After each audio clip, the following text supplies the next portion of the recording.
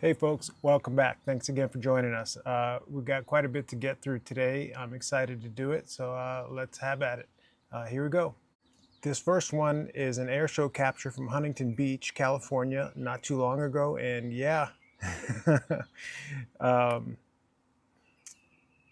this thing, I don't know. I mean, look, I changed the contrast a little so you could see it, but the question I have really with this one is whether it's hovering or not, because based on where it is in juxtaposition to the clouds, it almost seems like it's not moving, but I don't know. Um, but it's fascinating to me. I mean, these are all fascinating, and it's part of why I do this because it's fun and it just leaves you bewildered, right? But yeah, so this was very close to my home here in Southern California. Like I said, this is an air show in Huntington Beach, and yeah, so that's what we're starting with. So here's number two, and this is really strange. This top one and the bottom one are two frames from this footage. That's the top of those two. And then later on, like 3 or 4 frames later, this is the bottom. What is this thing that is a right angle? I don't I don't know what this is. Uh, yeah, and there's the first frame, and then here's the second one right there. I mean, maybe it's a bird, or maybe it's a boomerang. I don't know. But there's a bird here that you'll see when we show this in real time. And there's the bird. And I left it in there so you can see how fast this thing is compared to that bird. Now, we don't know, which is further away, but I mean, I don't know. I don't have to spell out all the questions and the dilemmas this footage presents, but you know, this is just crazy looking to me. I don't see any tail feathers. I don't see feet. I don't see beaks. I don't see anything that makes me think it's an animal. All I see is right angles and something moving super fast. All right, number three is one of my own captures here from this past week. And we see these quite often, but you know, I don't know what they are. It's like I don't know if they're orbs, if they're plasma. I don't know what, I don't know. But this is where we're going to see it right there in real speed, right there. And I know it's impossible to see. I get it. But, like I say, that's kind of the point of these videos, right? These things are all over the place. But you don't know about it until you slow it down and zoom in and actually look at the footage of what's going on in your own environment. And this is a perfect example of it. So yeah, um, yeah, I think that's the only capture of my own in this whole thing. So yeah, I like this just because it's cool looking. The helicopter's cool, and then this thing is cool that's zipping through. And this orangish color, orangish brown, is something we see often. Uh, and I don't know why, what to make of it, but yeah, I mean, it kind of speaks for itself. But I included it primarily because of the color, uh, because it's something that we see, and it's just it's tough to say what it is. All right, this is the long one here, so this is just gonna play through, and this is all produced, meaning it's edited. There's music to it. That's why it's on mute, and I think it's like 30 seconds, maybe not even that, probably 20 seconds. And we're going to go through it because it's kind of three different segments here. But for now, I'm letting it play through so you can just kind of get a general sense of this footage, which is really cool footage, by the way. Yeah, so let's start with this. There's like, I don't know, 8, 9, 7 people in this basket, right? And the people close to us are the ones that are going to be jumping. This guy's holding on to this thing. So he jumps out, and the first thing we see here is this over here down to the left, which is a drone, clearly being operated by somebody else in that basket. And the drone's cool. It's changing color, it's zipping around. Yeah, it's neat. And then somebody else jumps out of the basket here. So now we got 2 people out, and then this kind of cool color changing drone. And then this guy in the center decides, okay, it's time to let go of his little handle situation here. And then this thing pops up. And that's basically the focus of this entire thing for me. and there's the drone, and the drone zips over across, and you'll see it periodically in different colors and whatever. But I don't know what that thing is back there. And so I think it's limited in terms of what it could be. You know, I mean, I don't think it's the moon. And you'll see it starts to wobble and change shape a bit. I guess it could be a star. I mean, I don't know, but we do know it's out there because look, it's on the other side of this dude's legs, right? So that's off the table. It's not something floating around in front of the camera. That much we can say. Um, but yeah, I mean, like I said, it changes shape, it wobbles a bit, um, and it's not a drone because we saw what that drone looked like, and it looked like a drone. So yeah, I don't know. Um, Maybe it's the moon. I mean, I don't think it's the moon. Okay, I just don't. It doesn't strike me as the moon, and you'll see there's one segment here later where it basically splits into two for a heartbeat, and I don't know what that's about, but we'll get there. So yeah, so this is that next segment, and that's over here on the far left, and the drone's up there on the top right. Um, yeah, I mean, again, I don't know what to make of it, but you can see what it looks like right next to a drone, basically, so you know it's not a drone. And then this is the zoomed in version of that. Uh, yeah, and then this is the last segment, which is the longest one. Um, and so we'll zoom in a bit and get a look at it again. And, you know, I mean, it's limited to me. I don't, maybe it's just my lack of knowledge, but there's only so many things it could be in my head. And because of so many other things we see and record and on this channel, it looks like an orb to me. I mean, I don't know. And it wobbles, it changes shape, um, and it looks like it's just up there watching. It's like it's observing these people monkeying around in a hot air balloon. Um, I mean, that's, you know, and this is that little split I was talking about. If you think you saw that, that's what you saw. And so here's what that looks like in a little scrub through. I don't know what to make of that, but we've seen that before too, where things split up and then they come back together. So here it is again, one more time, regular speed. And so now you know kind of what to look for. And, you know, yeah, I think it's really cool footage. Um, and this is from the YouTube channel GoPro, by the way. They have lots of great footage, and, you know, I think it's really cool humans out there doing their thing.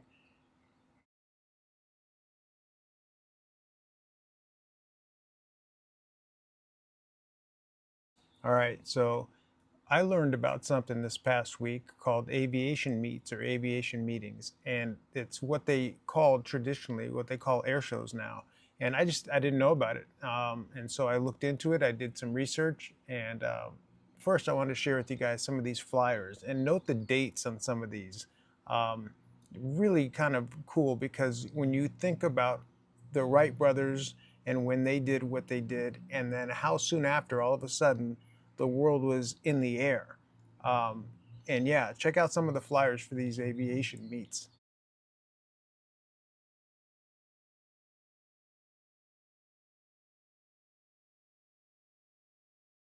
They're old and they're really cool. And but what's interesting too is like the craft. It's like they're wood frames. It's like they're cloth and material, you know. And I mean,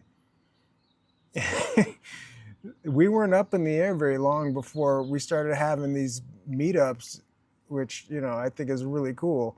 Um, and yeah, these dates, I mean, these dates are old, but look at this last one here.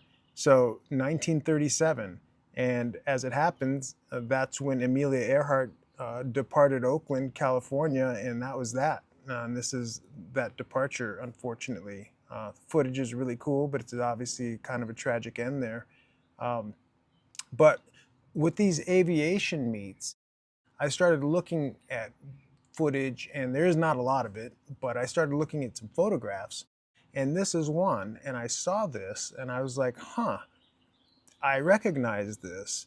And I am not really one to monkey with footage that's really old or photos because they lack context. But this particular photo is very clean. There's not a lot going on up there except for that thing in the red circle.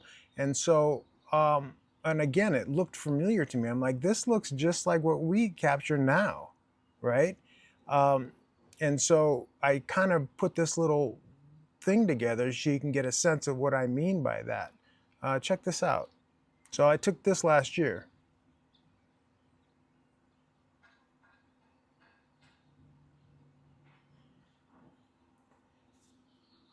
That's why it looks familiar to me. And, I'm not saying for sure that that's evidence. I'm just saying, my suspicion is that these things have been around and up in the air before we were. And then we just got up in the air for 100 and whatever years ago. And they were like, oh, we've got company. That's kind of what it seems like to me. But anyway, the aviation meeting and aviation meets concept is really fascinating to me. And if you're fascinated by it, I'd encourage you to just search it up a little bit online. You'll see some of these really, really cool images, those flyers, lots of footage. Yeah, it's pretty cool. Last week, Jesse Michaels had a podcast with James Fowler, one of the co-founders of Skywatcher. And listen to this. We could be on the ground looking up at the UAPs with a camera ball and see them, right? So we have 3 spectrums that we're seeing them on with imagery, and we see them on radar. So that's 4 different methods that we're tracking them with. Then we get in a helicopter and go chase them. I've chased probably about 15 UAPs now in the last 60 days. And they evade us, right? But they evade us because the ground can see them evading. That's what we show on this channel quite often. And here are some really good examples of what he's explaining.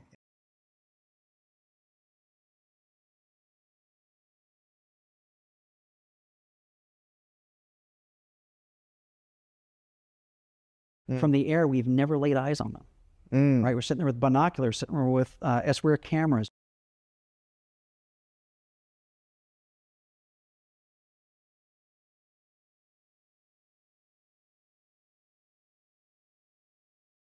And often when we do see them, or when we did see them with the naked eye, and the few times we have, they're very reflective. So back in the fall of 2024, I uploaded this very, very short video, and check it out, listen to it within the context of what James Fowler just said. So I was taking a walk today and I looked up and it was like the sky was exploding with glitter fireworks. So I recorded for 30 seconds and this presentation is a 2-second real-time excerpt from that. And that is one of the kind of specks of glitter that I saw with the naked eye. So here we go. This is the most zoomed in version, and this thing going from right to left is crazy fast. So we first see this thing up here, and then it blinks out, and then it reappears down here, blinks out, and then it monkeys around down here for a few frames. And then next thing you know, this thing rockets across from east to west. And then there's a thing up there, and it shoots down southwest towards the sun. And here's that same sequence a bit faster. And we will see it in real time in a moment. And like I said, the real-time footage is 2 seconds. And here it is. Now, I don't know if this does it justice or not, but when I say it was like, glitter fireworks going on, that's really what it was like. It was like everywhere. And this kind of represents that.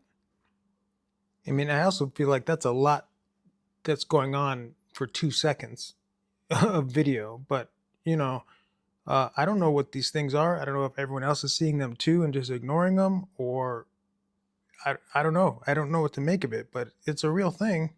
So actually using the sun's glint to spot them is one of the methods we use, and should help us indicate that maybe we can't see them with the naked eye. Maybe all the naked eye sees are reflections. Yeah, I just think it's fascinating. In my opinion, James Fowler is describing what I experienced and then was able to record. uh, vis-a-vis the sun and the way it can help us to see these things. So yeah, I thought that was really cool. So we're going to round down. I want to make a point about Ben at Caspersight. In this space, it seems like people really like to go after each other for whatever reason, and I think it's important that when necessary, they support each other. And so I want to take a moment and support Ben from Caspersight here. 4 months ago, I did this video. We see these things around other things in the air. In this case, it seemed to be a UFO and something that was being featured on Caspersight. So in that footage, he didn't see it, or he saw it and his brain wrote it off as something else. Whatever the case may have been, there's no comment made about that. And again, I don't even know if he saw it or not. Then a couple months later, I post this video. He hits pause on the video in one of the two frames where this thing is zipping by, right? Very improbable pause. Listen to how he deals with it once he sees it. Check this out. It looks like the cloud just pushes. Hang on, what's this? It looks like the cloud just pushes away, right? What the hell? Hang on a second. Did we just see something? What was that? So he rewinds the footage, watches it again, and this is his conclusion. I think that must have been a lamppost or something. Okay, so then fast forward to literally like last week, and a crop circle pops up in the UK, and it's close enough in proximity where he can go out and check it out. And he gets a drone up in the air, and he records some footage of the crop circle. Listen to this. I don't think it's my imagination. You can sort of see, man, like that's not an insect. That's not a bird. That's something else, man. Okay, and so the reason I'm showing you this is because look at this evolution, right? Just a few months ago, there's this, and there's no comment about it. And then a couple months later, like in January, there's this, and he calls it a lamppost. Then fast forward to last week with this crop circle, and this is where he's come. There. Another one, mate. Another one. Isn't it a bit of a coincidence that all three birds are flying in the same direction at the same speed, and all three insects are flying in the same direction at the same speed? This is what people aren't talking about. Well, I don't know about that, because we're talking about it and we have been talking about it. But the point is, he sees it now. Now his brain has opened up to this possibility of this other thing we as humans don't know about yet and need to figure out, right? Need to acknowledge. Whereas 6 months ago, 4 months ago, he wasn't seeing it at all. And then 2 months ago, he saw it and called it a lamppost. And now he sees it. That's his evolution. That's the same evolution we all need to go through at some point at our own speed. So when I saw people in the comments giving him a hard time previously about not commenting on these fast movers, and my response in the comments was, well, we all have our own path and our own journey. He'll get there. It's just a matter of time. We're seeing it. That's what this is. He's going through his evolution in front of all of us. And I think it's cool. 1, 2, 3. Let's zoom in, right? Let's zoom in on this bad boy.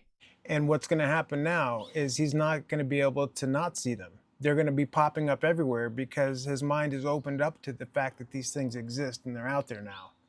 Yeah, that's the next step in this evolution, is all of a sudden they're everywhere. Okay, folks, recap time. Let's get to it, and then we'll get out of here. So this was the first one, the Huntington Beach Air Show. And here's the second one with these right-angle boomerang crazy things zipping through the sky. Don't know what they are. Third one is my recording of some sort of orb thing. Fourth one is this one online I saw, which was this orange-brown color, which is always interesting.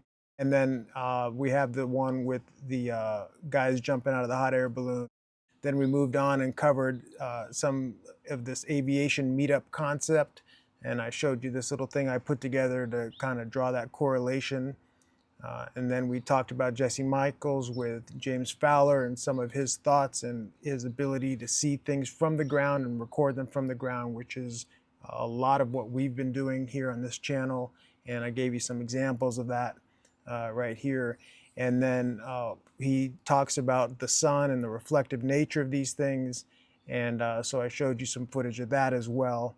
And then, yeah, we round down with Caspersight and his evolution from not seeing that to calling that a lamppost to all of a sudden being able to spot these things in his own footage, which is really cool, and he deserves credit. So last week it was bears through my kitchen window, and this week it's deer sauntering by down the street while I'm on a walk with my wife. Thanks for your time, folks. Enjoy this deer, and we'll see you on the next one.